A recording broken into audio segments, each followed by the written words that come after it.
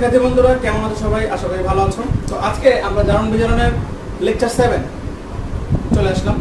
তো এখন বিষয় হচ্ছে গিয়ে লেকচার 6 পর্যন্ত, প্রথম থেকে শুরু করে লেকচার 6 পর্যন্ত কিন্তু আমরা যতগুলো জারণ বিজারণ বিক্রিয়া আমাদের এক্সামের জন্য প্রয়োজন ছিল, আমাদের একাডেমিক লেভেল এবং অ্যাডমিশন লেভেলের জন্য প্রয়োজন ছিল, সেগুলো কিন্তু আমরা একদম কি ব্রড আকারে ভেঙে ভেঙে প্রত্যেকটা ধাপে ধাপে শেষ করেছি।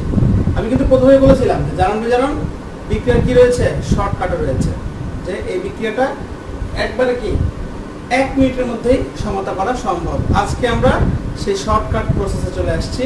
যেহেতু অলরেডি আমাদের 6টা ক্লাস কমপ্লিট, দ্যাট মিন্স আমরা যারা 6টা ক্লাসে করেছি তারা জারণ বিজারণ বিক্রিয়া যথেষ্ট এক্সপার্ট হয়ে গেছে। সো এখন আর আমাদের শর্টকাট শিখতে কোনো সমস্যা হবে না, ঠিক আছে?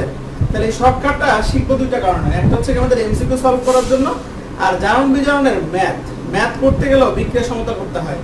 সেক্ষেত্রে কিন্তু কি এই শর্টকাটটা জানা থাকলে ম্যাথ অনেক সহজেই তুমি সলভ করে ফেলতে পারবে, ঠিক আছে?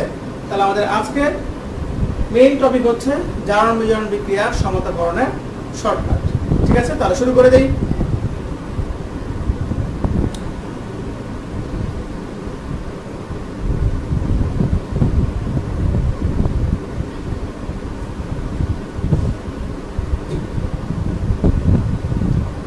তাহলে একটা বিক্রিয়া শুরু করি। প্রথম বিক্রিয়া দিয়ে শুরু করছি, যেটা প্রথমে করেছিলাম। সেটা কেমন ছিল? পটাশিয়াম আয়োডাইড এর সঙ্গে ছিল পটাশিয়াম ডাইক্রোমেট K2Cr2O7, এর সঙ্গে ধরো সালফিউরিক অ্যাসিড। এই বিক্রিয়াটা সমতাকরণের করতে হবে, আমরা শর্টকাটে করে ফেলবো, ঠিক আছে? আর সমতাকরণের শর্টকাটের ক্ষেত্রে 98% ক্ষেত্রেই এই রুলসটা প্রযোজ্য হবে। আমি যে রুলসটা তোমাদের পড়াবো 1% বা 2% একটু এদিক সেদিক হতে পারে, সেটা আমি দেখাই দিব যে কোথায় এই বিক্রিয়াটা এদিক সেদিক হয়, ঠিক আছে? তাহলে আমরা বিক্রিয়াটা শুরু করি, এবং তার থেকে বড় কথা কিন্তু আমরা এই বিক্রিয়াটা নিজ দায়িত্বে কমপ্লিট করতে পারবো, তাই না? কারণ যেহেতু আমরা অলরেডি অনেকগুলো বিক্রিয়া করেছি, আমরা জানি যে কার সঙ্গে কি বিক্রিয়া করলে এখানে কি উৎপন্ন হতে পারে। তাহলে এখানে পটাশিয়াম আয়োডাইড, তাহলে এখানে কি উৎপন্ন সম্ভাবনা আছে? আয়োডিন প্লাস কি potassium sulphate plus chromium sulphate Cr2SO43 plus হচ্ছে গিয়ে পানি H2O, তাই না? তাহলে বিক্রিয়াটা আমরা করে ফেললাম। এখন আমাদের জারণ বিজারণের পরের ধাপটা কি ছিল? কেন্দ্রীয় পরমাণুর জারণ সংখ্যা নির্ণয় করা। তাহলে এখানেও সেই কাজটা আমরা করব। যেমন এখানে আয়োডাইড, এটা হচ্ছে কি কেন্দ্রীয় পরমাণু -1, এখানে ক্রোমিয়ামের জারণ সংখ্যা কি +6, আমরা অলরেডি জানি। এইখানে জারণ সংখ্যা হচ্ছে আয়োডিনের 0, আর এখানে হচ্ছে কি +3। তাহলে জারণ সংখ্যা নির্ণয়ের কাজটা আমরা মোটামুটি জানি। এইবারের কাজটা সবচেয়ে গুরুত্বপূর্ণ হচ্ছে এইটাই।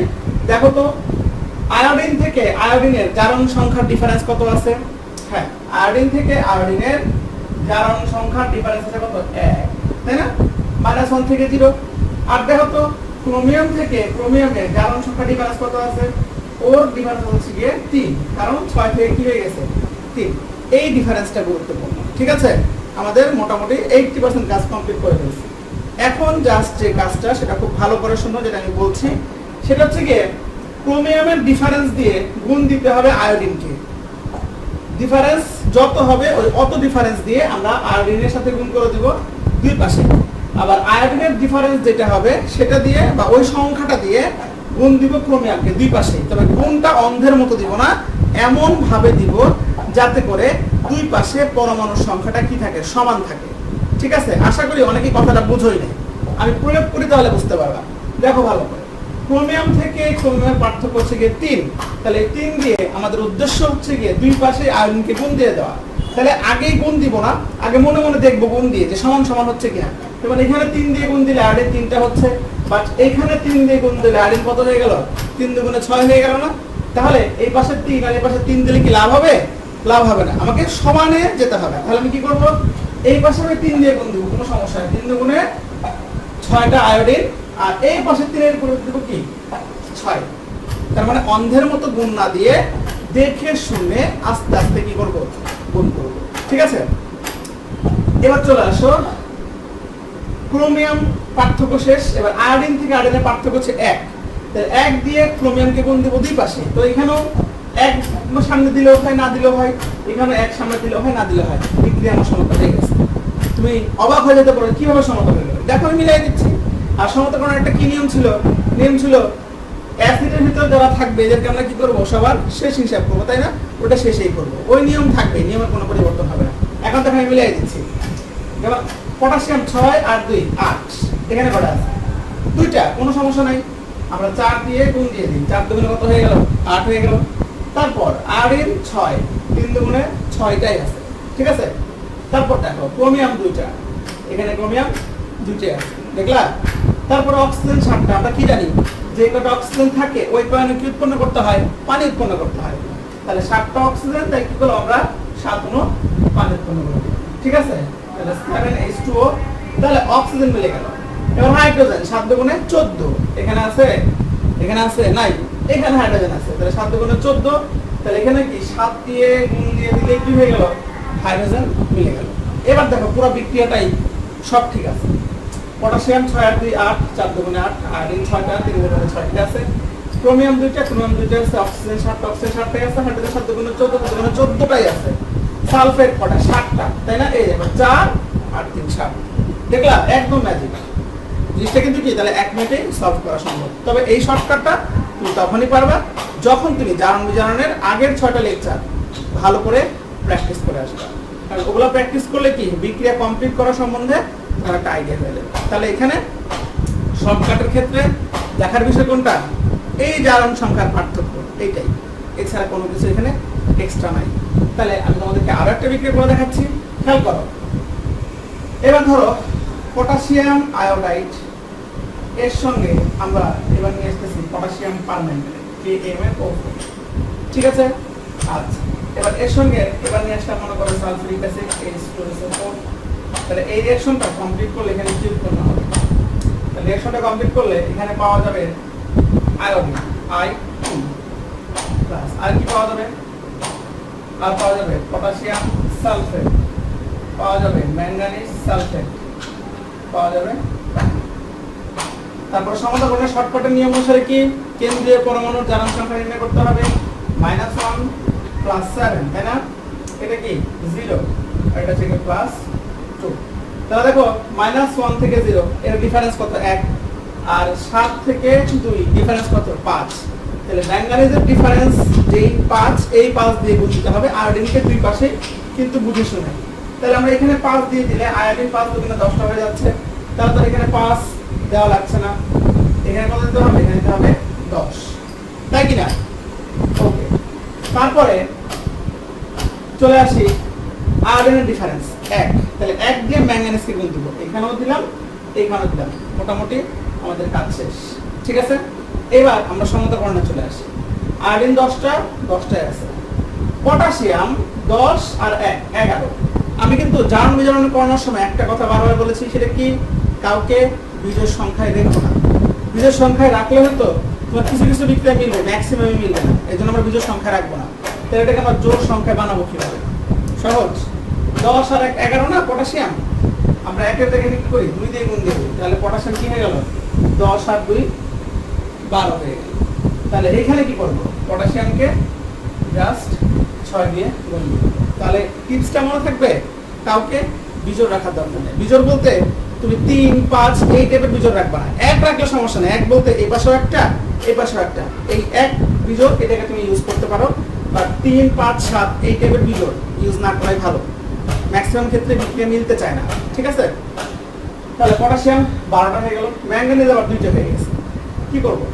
অবশ্যই এটাকে আমরা 2 দিয়ে গুণ দিব, বুঝতে পারছি? তারপর অক্সিজেন 4 দুগুণে 8। তাহলে যে কটা অক্সিজেন থাকবে ওই কয়নো পানি উৎপন্ন করতে হবে। তাহলে 4 দুগুণে 8, 8টা অক্সিজেন না?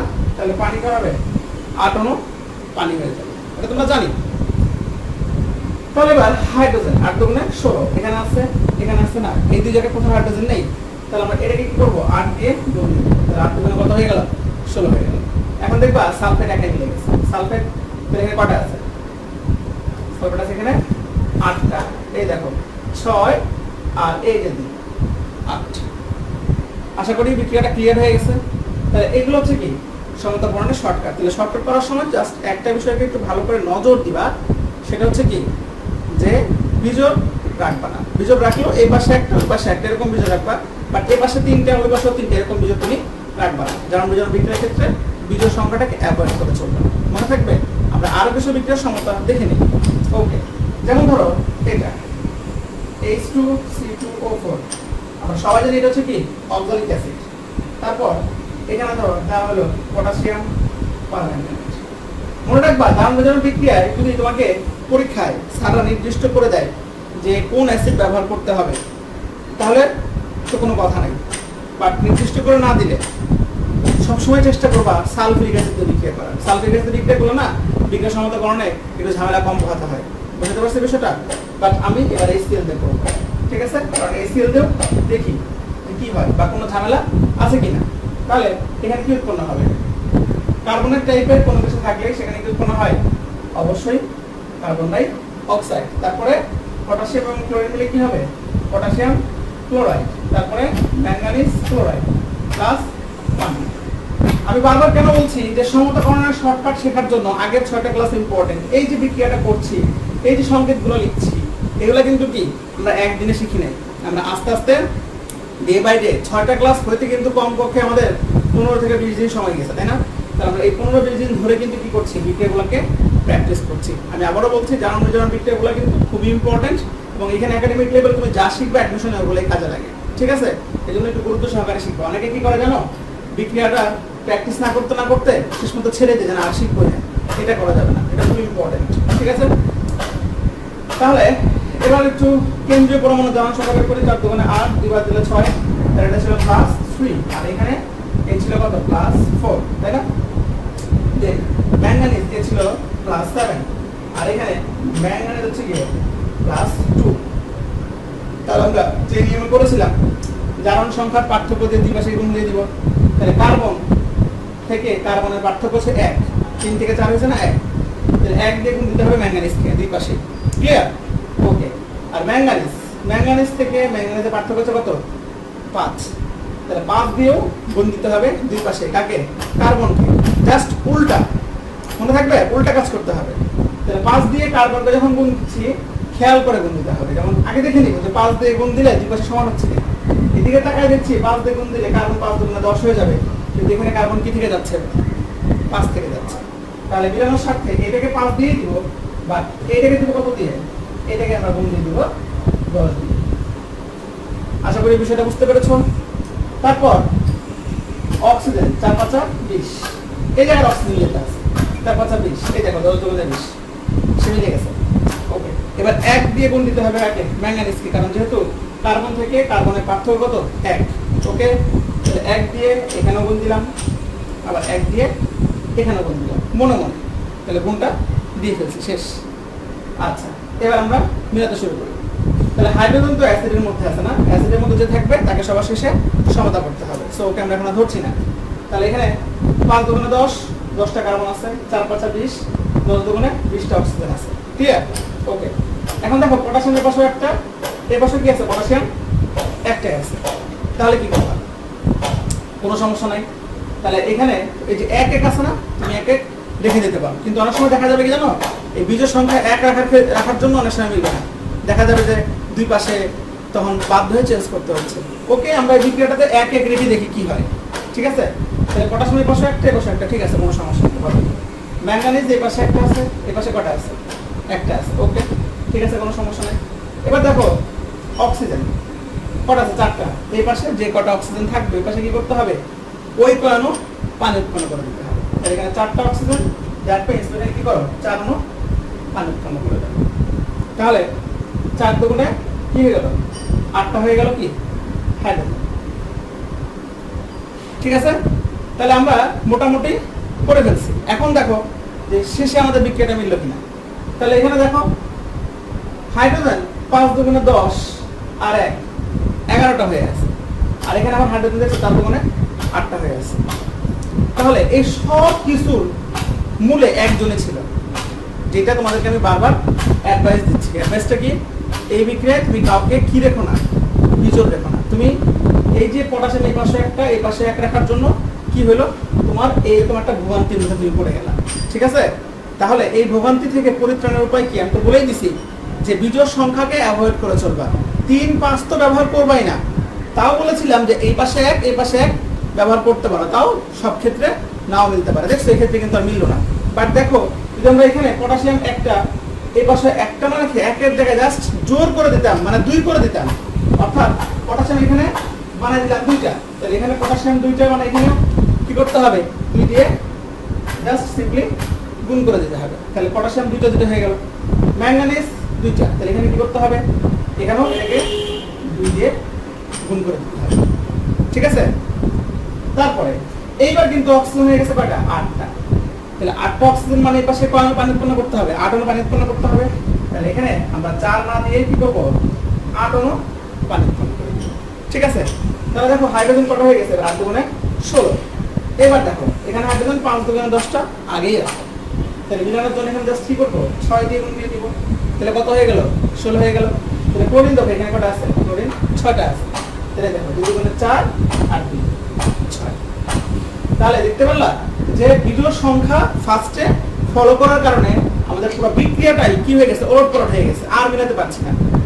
ঠিক আছে, বাট বিজোড় সংখ্যাটা যদি আমরা অ্যাভয়েড করি করে জোড় সংখ্যা ব্যবহার করি তাহলে কিন্তু ঝামেলা কম হবে। আবারও বলছি অ্যাসিডের মধ্যে HCl-টা একটু এমন, HCl থাকলে সেখানে বিজোড়ের কোনো জায়গাই নেই, জোড় নিয়ে কাজ করতে হবে। ঠিক আছে, তাহলে এই জারণ বিজারণ শর্টকাটের ক্ষেত্রে একটা টিপসটা কি বিজোড় সংখ্যা বিজোড় বানানো মানে ভুল হয়েছে। আচ্ছা ঠিক করে দিচ্ছি, বিজোড় সংখ্যা অ্যাভয়েড করে চলতে হবে, অ্যাভয়েড করে চলতে হবে। বিশেষ করে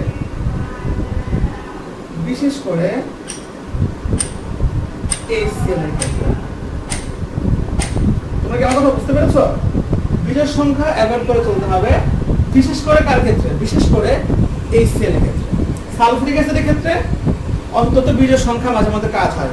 কোনটা তাও এই পাশে একটা এই পাশে একটা, এই এক বিজোড় সংখ্যা তাও নেওয়া যায়, 3-5 তো নেওয়া যাবেই না। ম্যাক্সিমাম ট্রাই করতে হবে বিজোড় সংখ্যা কি করব অ্যাভয়েড করে চলবো। ক্লিয়ার? তাহলে আমি তোমাদেরকে আরো দুটো বিক্রিয়া করে দেখাচ্ছি।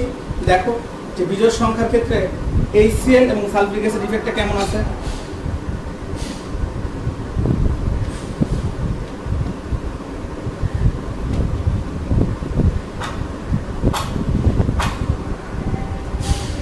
তাহলে খেয়াল করো, দিলাম ফেরাস সালফেট, এর সঙ্গে আছে পটাশিয়াম পারম্যাঙ্গানেট। তাহলে এখানে বাধ্য হয়ে কি নিতে হবে তোমাকে সালফিউরিক অ্যাসিড নিতে হবে, তাই না? তো ফেরাস থাকলে এখানে কি পাওয়া যায় আমরা জানি, ফেরাস থাকলে উৎপন্ন হয় ফেরিক। তাহলে এখানে আমরা পাবো হচ্ছে গিয়ে ফেরিক সালফেট, তাহলে Fe2SO4 3। তারপরে কি পটাশিয়াম সালফেট, তারপরে ম্যাঙ্গানিজ সালফেট, তারপর হচ্ছে গিয়ে পানি। মোটামুটি পুরো বিক্রিয়াটা আমাদের ক্লিয়ার করা আছে। আমি আবারও বলছি যারা এই ক্লাসে প্রথম শর্টকাটের ক্লাসে প্রথম তারা অবশ্যই এই ক্লাসটা করো না, তার আগের যে লেকচারগুলো রয়েছে 1 থেকে 6 পর্যন্ত সেগুলো ডে বাই ডে একটু প্র্যাকটিস করো। দরকার হলে 6 দিন পরও তুমি লেকচারটা দেখো, তাহলে কিন্তু খুব আনন্দ পাবা। বাট এখন দেখলে সব মাথার উপর দিয়ে চলে যাবে। ঠিক আছে, তাহলে এখানে কেন্দ্রীয় পরমাণু জারণ সংখ্যা আয়রনের +2 ম্যাঙ্গানিজ +7, এখানে হচ্ছে আয়রন +3 ম্যাঙ্গানিজ এখানে +2। তাহলে আয়রন থেকে আয়রনের ডিফারেন্স দেখতে পাচ্ছি কত 1, আর ম্যাঙ্গানিজ থেকে ম্যাঙ্গানিজের ডিফারেন্স দেখতে পাচ্ছি কত 5। তাহলে 5 দিয়ে গুণ দিব কাকে আয়রনকে, কিন্তু বুঝে শুনে অন্ধের মতো না, তাই না? এখানে 5 দিয়ে গুণ দিলে আয়রন 10টা হয়ে যাচ্ছে, তাহলে এখানে 5 দিয়ে গুণ করলে কি হবে 5 দিয়ে গুণ করলে হবে না। তাহলে আমরা এখানে জায়গাটা ছোট হয়ে গেল, 5 দিয়ে গুণ করলাম, কিন্তু এখানে মিলানোর স্বার্থে 5 দুগুণে 10 দিয়ে গুণ করে দিলাম। ঠিক আছে, এবার চলে আসি ম্যাঙ্গানিজে। আয়রন থেকে আয়রনের ডিফারেন্স হচ্ছে 1, তাহলে 1 দিয়ে গুণ দিব ম্যাঙ্গানিজকে দুই পাশে, তাহলে এই পাশেও দিয়ে দিছি এই পাশেও দিয়ে দিছি, কোনো সমস্যা নেই। ওকে, এবার দেখতে পাচ্ছি পটাশিয়াম। সালফার তো দেখবো না, সবার শেষে, যেহেতু অ্যাসিডের ভিতরে আছে। পটাশিয়াম এখানে একটা এখানে দুইটা, তাহলে কি করবো সুন্দর করে এখানে 2 দিয়ে গুণ দিব। বাট ম্যাঙ্গানিজ দুটো হয়ে আছে, তাহলে কি করবো এখানে ম্যাঙ্গানিজকে আমরা 2 দিয়ে গুণ দিব। বিষয়টা বুঝতে পারছি? তারপর অক্সিজেন 4 দুগুণে 8, তাহলে যে কটা অক্সিজেন ওই কয়নে কি উৎপন্ন করতে হবে পানি উৎপন্ন করতে হবে। তাহলে 8টা অক্সিজেন, তাই আমরা কি করলাম 8 অণু পানি উৎপন্ন করে দিলাম। ঠিক আছে, তাহলে এবার দেখো হাইড্রোজেন 8 দুগুণে 16, তাই না? এখানেও হাইড্রোজেন নাই, এখানেও নাই, বাট এখানে দুইটা আছে। তাহলে মিলানোর স্বার্থে কি করলাম আমরা 8 দিয়ে গুণ করে দিলাম। সালফেট মিলাই দিই, সালফেট 10 আর 8 কত হলো 18। তাহলে এখানে দেখি সালফেট মিলল কিনা, 3 5 15 আর 2 17 আর 1 18, সিম্পলি জাস্ট কি মিলে যাচ্ছে। তাহলে শর্টকাট টেকনিকটা কি সহজ না? একদম সহজ। জাস্ট কি করতে হবে, কেন্দ্রীয় পরমাণুর জারণ সংখ্যা বের করে জারণ সংখ্যার পার্থক্য দিয়ে বিপরীত দুই পাশে গুণ করে দিতে হবে। ওকে, দেন আমি আরেকটা বিক্রিয়া দেখি। সাপোজ ধরো এবার দেখবো ফেরাস ক্লোরাইড এর সঙ্গে এবার ধরো আমরা নিলাম পটাশিয়াম পারম্যাঙ্গানেট, ঠিক আছে? এখানে নিলাম হচ্ছে আমরা HCl। দেখবো এখানে ঝামেলা হতে পারে, আগে একটা ইঙ্গিত দিয়ে রাখলাম, যদি কিনা বিজোড় সংখ্যা তুমি ব্যবহার করো তাহলে। এখন ফেরাস থাকলে পড়া যাবে ফেরিক, তাহলে FeCl3, তারপরে পটাশিয়াম এবং ক্লোরিন মিলে পাওয়া যাচ্ছে এখানে পটাশিয়াম ক্লোরাইড, তারপরে পাওয়া যাচ্ছে ম্যাঙ্গানিজ ক্লোরাইড, আর শেষে পাওয়া যাচ্ছে এখানে ওয়াটার মানে পানি। এবার মিলাই দিই, তাহলে জারণ সংখ্যা নির্ণয় করে নেই। আয়রনের +2, ম্যাঙ্গানিজের +7, আয়রনের +3, ম্যাঙ্গানিজের +2, ঠিক আছে?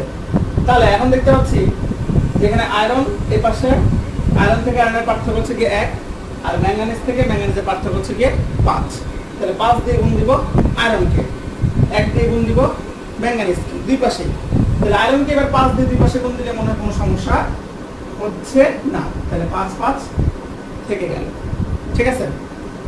তারপরে এবার আমরা গুণ দিচ্ছি 1 দিয়ে, জাস্ট 1 দিয়ে। তাহলে 1 দিয়ে যখন গুণ দিচ্ছি তখন এখানেও আমরা 1 দিচ্ছি, এখানেও কি 1 দিয়ে গুণ করে দিচ্ছি। তাহলে কিন্তু কাজ শেষ। এবার মিলাতে শুরু করি। তাহলে দেখো আয়রনের পাশে 5টা আছে, এই পাশে কি আছে আয়রন 5টাই আছে, সেটা কোনো সমস্যা নেই। পটাশিয়ামের পাশে একটা আছে, পটাশিয়াম কে পাশে একটা আছে, কিন্তু একটা হুঁশিয়ারি সংকেত কি HCl ব্যবহার করেছো। বিজোড় সংখ্যা 1 ব্যবহার করলে তুমি বিপদে পড়বা 100%, এটা নিয়ে কোনো সন্দেহ নেই। তাই বিপদ থেকে উদ্ধারের জন্য আমরা বিজোড় সংখ্যা ব্যবহার না করে জোড় সংখ্যা ইউজ করি। তাহলে 1 এর পরিবর্তে আমরা কি দিই 2 ইউজ করি, এতে আমাদের জন্য অনেক উপকার হয়ে যাবে। তাহলে পটাশিয়ামের পাশে 2টা আছে, এই পাশে আবার একটা হয়ে গেল। তাহলে কি করব আমরা 2 দিয়ে গুণ দিয়ে দেব। ম্যাঙ্গানিজের পাশে 2টা আছে, এই পাশে কয়টা আছে? একটা আছে। তাহলে কি করব এই পাশেও 2 দিয়ে গুণ করে দেব। ওকে, তাহলে এবার দেখো অক্সিজেন 4 দুগুণে 8টা আছে, বাট এখানে কয়টা আছে? 2টা আছে। তাহলে মিলানোর সাথে আর এটা তো আমি জানি যে যে কটা অক্সিজেন ওই কোনো কি পানি উৎপন্ন করতে হবে, ওই 2 1 দেখার দরকার নেই। 8টা অক্সিজেন মানে কি এখানে আমরা কি করব 8 অণু পানি উৎপন্ন করব, ঠিক আছে? তাহলে হাইড্রোজেন 8 দুগুণে 16 হয়ে গেছে, এখানেও হাইড্রোজেন নাই, এখানেও হাইড্রোজেন নাই। তাহলে মিলানোর সাথে এখানে কি করব আমরা এটাকে জাস্ট 16 দিয়ে গুণ দিয়ে দিব। এবার দেখো ক্লোরিন একাই মিলে যাবে, ঠিক আছে? তাহলে দেখতে পাচ্ছি 5 দুগুণে 10 আর এখানে হচ্ছে কি 16। তাহলে 16 আর 10 কত হয়? 26। তাহলে এই পাশে আমরা হচ্ছে কি এবার মিলাই দিচ্ছি ক্লোরিন, 3 5 15, 2 দুগুণে 4, 15 4 19 আর 2 কত হলো 21। দেখলা আমাদের কিন্তু এই বিক্রিয়াতে এটা কি মিলল না। তাহলে এটাকে আমরা মার্ক করে রাখলাম যে আমাদের এখানে 2 দিয়ে কাজ করার পরেও বিক্রিয়াটা মিলে নেই, ঠিক আছে? তাহলে এটাকে তুমি আইডেন্টিফাই করে রাখো। ওকে,